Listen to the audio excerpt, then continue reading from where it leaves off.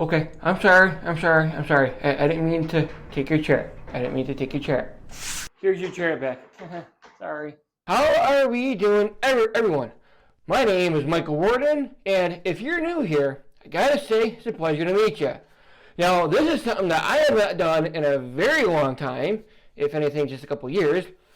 Why I haven't done this again, I'm really not too sure, but this here is going to be a scene-by-scene breakdown of the Lego Disney Beauty and the Beast castle, like with from the movie and the set. So, let's get to it. And like I did before, let's first meet the characters from the movie and that were also in the castle. I almost forgot to mention, before we meet the characters, there are some characters, some minifigures that they actually didn't, bring into this set. So if you notice that I kind of brought in some other characters, I did. And so I'm doing a little bit of cheating here. Just a little bit. Not that big of a deal. But anyways, let's meet these characters. So first off, this right here is, the prince. And he lived in this castle here. And he was known to be selfish, spoiled, and very unkind. This right here is Belle. We get introduced to her by the fact that, she's known to be a funny girl, and she also loves to read. This right here is Gaston. He has a crush on Belle, and he thinks that Belle should marry him. Also, he thinks that Belle's reading addiction is a bit odd. And one day when he saw Belle reading, he told Belle that, hey, look, maybe you should be focusing on other things, like me. This right here is Maurice. He is Belle's father. Maurice is an inventor, and also, Maurice is the reason why Belle ends up going to the castle. And this character here is Lemire, and he would like to ask, would you like to be his guest for dinner? This right here is Cogsworth, and he is second in command of the castle, second from the Beast. This right here is LeFou. He's like Gaston's little sidekick, and he's also a little clingy. And this right here is Mrs. Potts and Chip. This is a mother and son little duo, and she kind of helps with the tea and coffee and make sure everyone's refreshed. I don't really know the significance of her other than that she sings the song of Beauty and the Beast and when the Beast and Belle are dancing, but that's all I really know. But other than that, that's your introduction to her. This right here is Fifi. She's like a duster, sweeper kind of a character. And, the only significance that I saw of this character was the fact that when Chip came to Mrs. Potts and told Mrs. Potts that there was a pretty lady inside the castle, and Mrs. Potts thought that Chip was full of it and told her don't make up stories, Fifi came to confirm that, hey, there's still someone else in this castle.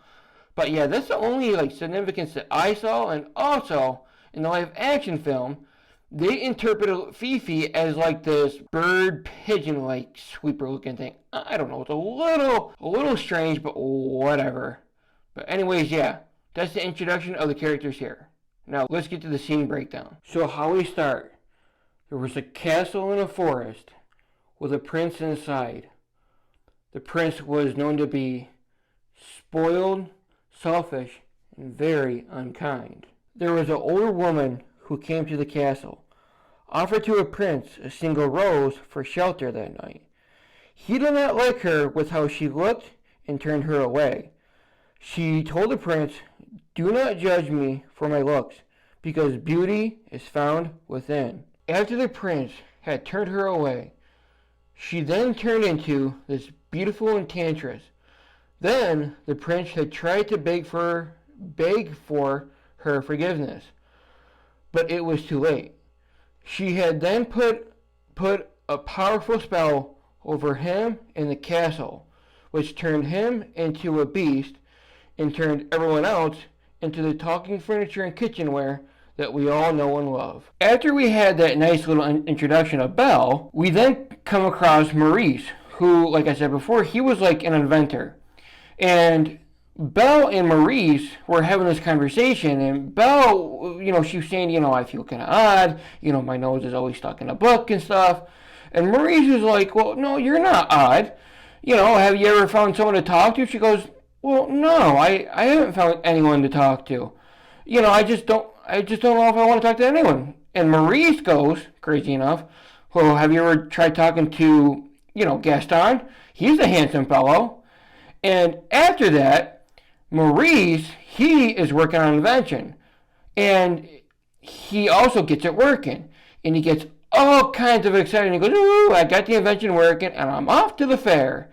And lo and behold, out to the fair, he ends up getting himself into some serious trouble. So, yeah.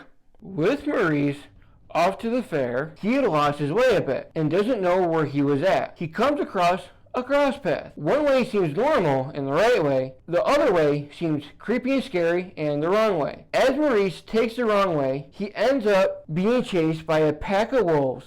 Maurice ends up running away and runs into the gate, which is the gate to the castle. Now, after Maurice enters through the gate, he sees a big castle. As he gets in there, it's raining and pouring, so he scurries in as fast as possible into the castle. Now, with Maurice inside the castle, and with it storming outside, Maurice hollers, hello?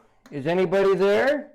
I don't mean to intrude, but I lost my horse, and I need a place to stay for the night. Now, with Maurice trying to find someone to talk to, and when he's inside this castle, he ends up hearing someone talking. And this is where, in the movie, we meet Lumiere, who is a talking candelabra, and we meet Cogsworth, who is, well, a talking clock. With Maurice looking around, Lumiere starts to feel bad for him.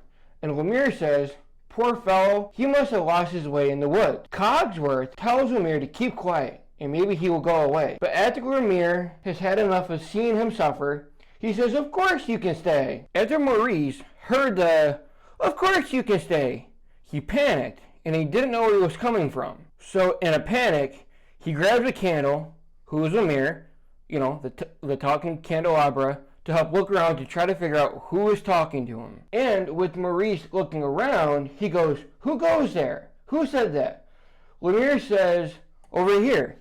And he boops him on the head a little bit. At this point, as we see, Maurice is fascinated with a talking candle and a talking clock. He picked them up and examined them both and wondered how is something like this actually accomplished. Now, this is the point where Maurice gets introduced to Lumiere and Cogsworth. Lumiere brings Maurice to the master's chair, which, if anything, you watch the movie, it's a big no-no. He brings him to the master's chair to sit and to be nice and cozy to the fire. And then we meet Sultan, the barking dog, who comes and says hi to Maurice and sniffs him and kind of gives him a nice little introduction. Then kind of becomes useful in what he's been transformed into, a kickstool, and kind of just hangs out below him so Maurice can put his feet up. Then we meet Mrs. Potts and Chip. They come swooping in to introduce themselves to Maurice, to offer him some nice hot tea. Now, with everything going on, with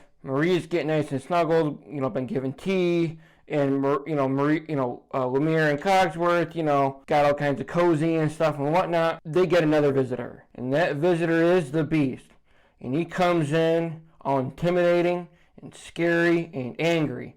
The reason being is because there is a stranger sitting in his seat. Now, after that situation at the castle with Maurice, and Maurice just getting to the castle, and, the Beast now confronting Maurice, because, Maurice took a spot, and all that kind of jazz. Now we come across the point to where Belle eventually, gets herself to the castle to help save her father. But here's the deal. We come up on the point of the movie where Belle has this very weird and uncomfortable confrontation with Gaston, because Gaston has it in his head and he thinks that Belle will marry him. But here's the deal. Belle, due to the situation, decided to decline Gaston's marriage. After Belle has an uncomfortable situation with Gaston, she at some point sees Philippe come galloping in with this panic and frantic look, and she's asking Philippe, where's Papa? Where's Papa? So she obviously gets the hint that something terrible has happened. So she hops on Philippe to go to the castle to save her father. With Belle on her way to the castle, she ends up seeing her father's hat, which obviously confirms that her father is at this castle. Now, after Belle sees her father's hat, we then cut to seeing both Lumiere and Cogsworth having a conversation. And it's more so just, Cogsworth, kind of bashing Lumiere a little bit for why the heck did you invite, this stranger into our house and then, allow the stranger to sit in the mattress chair, blah, blah, blah, blah, blah. And then all of a sudden, they both see this girl come in. Who's that girl? Well, it's Belle walking in. Lumiere claims that he was just trying to be very hospitable or hospitality or something with hospitality or something like that. Something with being kind of nice, offer him a spot on the couch. I think it's something like that, but yeah. We then see Belle coming into the castle asking the same questions. Hello? Is everyone there? Hello? Trying to find my father. Where is he? Then we come right up to Chip coming up to Mrs. Potts saying, Mama, there's a girl in the house. I don't know who it is, but there's a girl in the house. But Mrs. Potts thinks that Chip is maybe being a little delusional. And she's like, now, don't be making up stories or anything. And then, boom, we have Fifi. She comes in and she goes, oh my gosh, there's a beautiful girl that came into the castle. There's a beautiful girl. And all of a sudden, Mrs. Potts realizes that there is someone in the house, in the castle. Not house, castle. Bit of a difference. Now, Lumiere here expresses his excitement about this girl here who's wandered into the castle. He has total faith that this girl here has the power to break the spell. Now, after Lumiere expresses his excitement about this mysterious girl who came into the castle, we then come to seeing Belle going up the stairs in search of her father. As Belle is going up the stairs looking for her father, she does bypass Lumiere. As Belle bypasses Lumiere, she does eventually find her father, who is in a prison cell. As Belle and Maurice are having a conversation, and Belle wants to get Maurice out of that prison cell, the Beast comes in and notices that Belle is in here trying to get her father out. The Beast grabs her aggressively. Belle goes, I've come here for my father. Can't you see that he is sick? He's not doing so well right now. Please let him out. The Beast goes, no, I will not let him out. What Belle does, she negotiates and she goes, well look, how about you take me instead? So the Beast agrees. And that's what the Beast ends up doing. He ends up taking Maurice out of the prison cell and throwing Belle into that prison cell and switching places and takes Maurice and throws him into this walking wooden buggy that horses would pull. So after the Beast had made an agreement to switch the daughter for the father, Lumiere suggested that Belle should go in a different and more comfortable room. Like a much more nicer prison cell basically, but it's with a nice warm comfy bed and all that kind of stuff. On their way to Belle's room, the Beast gets suggested by Lumiere to talk to the girl. So the Beast tells Belle that the castle is her home too, and she can go wherever she likes. But she can go wherever she likes but the West Wing. As she gets put into her room, Lumiere tells the Beast to invite her to dinner. Now, we see Belle crying in her room, the new and improved room, which is due to her seeing her father being pulled away. She then sees and meets Mrs. Potts and Chip, and she's very flabbergasted by the fact that she is a talking teapot. Then bumps into the wardrobe, which is this back here. And Belle is thinking, how is this possible? Now the Beast invites Belle to dinner, but Belle declines the invitation to dinner. After Belle declines the invitation for dinner, the Beast is walking around frantically next to his fireplace and wondering why, she declined the offer for dinner. But as the Beast is doing that, Lumiere asks, do you think this girl would be the one to break the spell? And the Beast expresses pretty aggressively that, of course I have thought of that. Now, some time has gone by, and after Belle has declined the invitation for dinner, she eventually comes out of her room and into the kitchen to say that she is a bit hungry. And with that, we get to the musical part of the movie, for Be Our Guest. Now, if you remember that beautiful, that song I sang, be our guest, put our service to the test. This is that part here. where, the tables spin, the dishes dance and stuff, and, be our guest, put our service to the test, and all that kind of stuff. When it comes to the musicals in the castle, this is one out of two, I believe, right here. And yeah, that's obviously like the more like monumental part of this whole thing here. And yeah, it's obviously very well known. After dinner service, Belle gets curious. She wants to look around the castle. Cogsworth and Lumiere give her a tour of the place. During the tour, she gets curious and starts heading up the West Wing. But Lumiere and Cogsworth stop her. And well, I think it's better to say they tried to stop her going up the stairs to the West Wing. But as Belle starts going up there and they try to stop her, Belle mentions, well, isn't there like a library or something? And they go, yeah, there is a library full of books and stuff. So Lumiere and Cogsworth, they start walking towards the library thinking that Belle is going to follow them into the library. But what she ends up doing is she ends up getting them distracted, and they end up going towards the library, and she had it figured out that they were distracted going that way, and it ends up clearing the path for her to go to the West Wing. With Belle approaching the West Wing, she noticed it was all torn apart and destroyed. She sees this rose right here, sitting there wilting away in a glass case. Then, the Beast catches her and says, "What are you doing? Do you know what you could have done?" After the Beast catches her, Belle runs away from the castle, frightened and scared. As we see Belle running from the castle, she then gets attacked by a pack of wolves. And who comes to save her? Is the Beast, fighting off the pack of wolves so Belle doesn't get eaten up. After the wolf attack, Belle helps the Beast with his wounds. The Beast is not a fan of Belle right now, helping with his wounds, because he knows that it's going to sting. At the same time, both Belle and the Beast have a bit of an argument between each other. Belle comes approaching with that hot cloth that's going to help clean the Beast's wounds. She goes, "Alright, hold still." The Beast is fighting her. He hollers very loudly, then says, "That hurt." Belle says, "If you hold still, it wouldn't hurt as much," as she says angrily. The Beast says, "Well, if you haven't ran away, we wouldn't be in this position." And then Belle says, "If you haven't scared me, I would not have ran away." Then he says, "In the first place,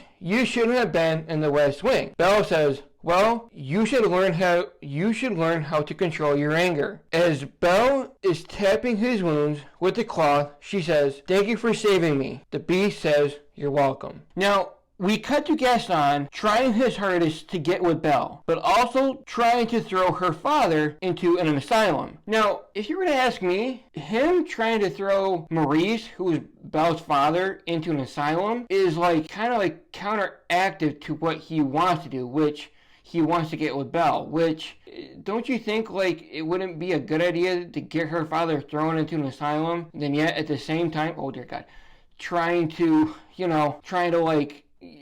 it doesn't make sense. You try to get her father thrown into an asylum, but yet trying to get with the daughter. Isn't that, not okay? But anyways, that's my opinion. And then, if you were to ask my opinion, what should Gaston do? I think Gaston should move on, and he needs to get a hobby. Find something that he likes to do. So, after we see Gaston trying to get Maurice thrown in an asylum, we then cut to this scene here, which the Beast is looking over, this nice viewing area. He sees Belle, off in the distance, walking Philippe and stuff. And the Beast ends up confessing to Cogsworth and Lumiere that he ends up having feelings for Belle. And he's like, well, I gotta do something. He's like, I never felt this way before. And of course, Cogsworth brings up, several ideas, chocolates, promises that you won't keep. And with all the fussing between Lumiere and Cogsworth, Lumiere remembers that Belle loves to read. And here we see the Beast bringing Belle to his library. Now, after the Beast has confessed his feelings and whatnot, and of course, the Beast ends up bringing Belle to the library, we end up getting a montage of Belle and the Beast having these cute and adorable encounters with each other. First, at the dinner table, here we see the Beast trying to feed the birds, but they end up staying away. Then the birds end up liking the Beast because he ends up showing that he's got bird feed in his hand. They end up having a cute little snow fight. After all those cute encounters, this is where we get to the famous scene where the Beast and Belle meet on top of the stairs. Now, on quick hand, I do apologize for not being able to get them on top because those two cannot fit. Then after the famous scene with the stairs, then we hop to this scene here where the Beast and Belle are dancing. I think they spin this way. Here, I'm gonna go this way just in case, just to make it. I have a 50-50 shot on making it screen accurate with the spinning circle. So, well, whatever way they dance, they dance. But this is that very famous scene where they're both dancing in the ballroom. Now, I don't know if they spin this way or if they're spinning this way. I don't know. Let me know in the comments. After the ballroom dance, the Beast brings Belle outside on this beautiful balcony. The Beast asks Belle, "So, do you really like it here?" Belle goes, "I do love it here." And she mentions, "But the thing is though, I miss my father." So the Beast gives Belle this magic mirror, and this magic mirror gives Belle the ability to see her father wherever she is. With Belle holding the magic mirror, Belle speaks to the mirror and says, "I would like to see my father." The magic mirror shows Belle her father making his way back to the castle to come save her. After Belle has shown concern about her father struggling in the woods to come to the castle, the Beast gives permission to Belle that she can leave to go save her father. After the Beast has set Belle free, Cogsworth comes in all happy and saying everything is going as planned. Then the Beast confesses that he ended up letting Belle go. Then Cogsworth ends up breaking the news to everyone else that the Beast ended up letting the girl go. As we see here, Belle runs out to save her father. Now, the town has come to capture Maurice, thinking that he is crazy, also to help out Gaston. And this is also one of Gaston's plans that, if Belle wanted desperately to get her father out, this would, manipulate her to, marry Gaston. And when she married Gaston, that's when, they would let her father out. Now, after Gaston convinces the town that Maurice is crazy and gets them thrown into the, I don't know what you call it, where, a horse pulls someone behind in a nice boogie cart, but gets them ready to be pulled off into an insane asylum. Belle obviously makes an effort to try to convince people, like, no, this Beast is real. So she comes in and she's got this mirror and she goes, "Look, no, watch." And she asks the mirror, "Okay, mirror, show me the Beast." And she speaks of it. She speaks about, "Please show me the Beast." And she shows it to everyone that the Beast is real. And then that's where we see Gaston getting the crowd hyped up enough to go to the castle to defeat this Beast. We see the crowd stampeding to the castle to defeat the Beast. When the stampeding crowd gets to the castle, they start tackling the door down. As the castle is being taken down, everyone in the castle is worried that everything they are doing is not going to hold the door. But Lemire has a bright idea. Now, we see the stampeding crowd and Gaston break in, and they thought that they were going to see some people. But what they see is just a bunch of old furniture. LeFou grabs Lemire for some light, and Lemire gives the go to start attacking. Here we have this big crazy battle going on, and all this craziness. But if you were to ask my opinion about this part here in the movie, I always thought it was kind of funny that Gaston's crew ends up getting pretty beat up pretty badly by a bunch of kitchenware and furniture. How funny is that? Nothing makes you more silly than you possibly being beaten up by a talking chair or a moving couch or something. You end up losing a battle to something like that. With the battle going on, Gaston is finding his way to the Beast. Gaston finds his way to the Beast. And when Gaston spots the Beast at first doesn't really have much of a oomph to fight back because he thought that he was pretty much at a loss at that point. So Gaston took advantage of it, took an arrow, and shot him in the back. The shot in the back that the Beast got made him weak and weary. Gaston starts to kick the Beast off the ledge. Gaston then starts to mock the Beast and says, "What's the matter? Too weak to fight?" When Gaston was starting to beat up on the Beast, Belle comes rushing in, and she says, "No, please stop," very loudly and in a panic. As the Beast is laying there, weak and beat down from Gaston, the Beast then looks and sees that Belle has come back to come save him. At that point, the Beast has gotten his strength back, and with that, he starts to fight Gaston. Gaston loses the beast and tries to hunt him down during this intense battle. The beast runs out to find a sneaky place to hide after Gaston gives him a good shove. Gaston starts to taunt the beast and says, "Come on out and fight," and tries to mess with the beast, to tell the beast that, "Do you really think Belle would love you?" Then the beast comes out of hiding, grabs Gaston, and puts him over the edge. And the beast was seconds away from dropping him and letting him fall to his misery. But Gaston made him feel bad to let him live. The beast then sees Belle has made a return, so he starts climbing up the roof to come in contact with her. Gaston takes advantage of this moment and goes to poke him in the back, but then it backfires and he starts falling to his demise. Belle then comes running over to the beast after he gets poked, and she comes over and she says, "I'm sorry, this is all my fault," as he's laying there being hurt and stuff. She goes, "It'll be fine. See, I'm right here." The beast then goes, maybe it's better this way if I'm not around." Belle does the very thing that she needs to do. She confesses her love to the beast to break the spell. With Belle confessing her love for the beast, she then starts to notice this crazy Magic Kingdom style fireworks show, because all of a sudden he starts to transform into the prince that he is. Belle seemed a little uncertain at first when the prince said it was him, but then she realized that it was really him. Then the both of them had this very beautiful kiss with each other. After the kiss, then they started to experience another crazy cool Magic Kingdom style, fireworks. Pew, pew, pew, pew, pew. Everybody else here started turning back to normal during that Magic Kingdom fireworks show. Even this castle here. During that Magic Kingdom fireworks show, this castle turned back to its beautiful white and gold look from its dark and eerie, gloomy look. Then, we turn back to the famous scene in the ballroom where Belle and the prince are now dancing. Yet again, I don't know which direction they spun.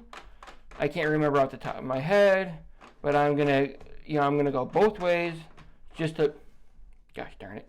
I'm gonna do it both ways because I know I have a 50-50 shot on whatever direction that they started turning. They started dancing in a spinning formation. So, yeah, 50-50 shot here, ladies and gentlemen. Then after we see the prince and Belle dancing in the ballroom, we then see the stained glass with Belle and the prince dancing. And after that, we get the credit scene. And with that, that's going to do it for the comparison and breakdown of the Lego Disney Beauty and the Beast castle set and the movie. And if any of you guys were to ask me, what are my thoughts, what are my opinions on the movie and stuff, I gotta say, to me, I think it's a perfect balance of romance, fairy tale, and that kind of stuff with that kind of storytelling and whatnot, because it's really good. And believe it or not, Beauty and the Beast is, now, some are going to shock me, especially me, who is a Disney fan. So, quick correction here. I meant to say, some of you are going to be shocked for what I'm about to say. That's what I meant. I don't know why it came out like that, but yeah, sorry about that. Beauty and the Beast is not a Disney original story. I know, right? Beauty and the Beast was originally written by Gabriella Suzanne Barba de Villeneuve, right here. Now, I know this is obviously kind of like a recopy of the actual book, but the story was originally written in France. And then, of course, Disney, who likes to get their nifty little paws and everything, obviously was able to turn it into something like this here. And obviously, I am a Disney fan, but it's very interesting to know on the history of stories like this and where they come from originally. And I thought that was pretty neat because I made sure to look this up, before I started doing all this, and I was curious. So, like I said before, that's going to do it for me here. If you enjoyed everything that I did here and I said and how I compared everything down, then please let me know. Let me know what your thoughts either on the movie or about this Lego set that you have. And with the Lego set, I was super excited that that this set here came out. But the funny thing is that I was in Florida and I was at Disney World, in late March, and then I saw that this was coming out in April, and I'm like, well, I'm excited, but yet at the same time, it's kind of a bummer in a funny way to me because I wanted to be in Disney when this came out, and maybe buy it in Disney, just to make it a little special, a little extra moment, a little extra special moment, but that didn't happen. And yeah, so yet again, if you enjoyed what you saw here, then please, like, comment, subscribe. Let me know what you thought of the movie, the capsule set, or if you read the book, let me know. And with that, I'm out of here. So, see ya!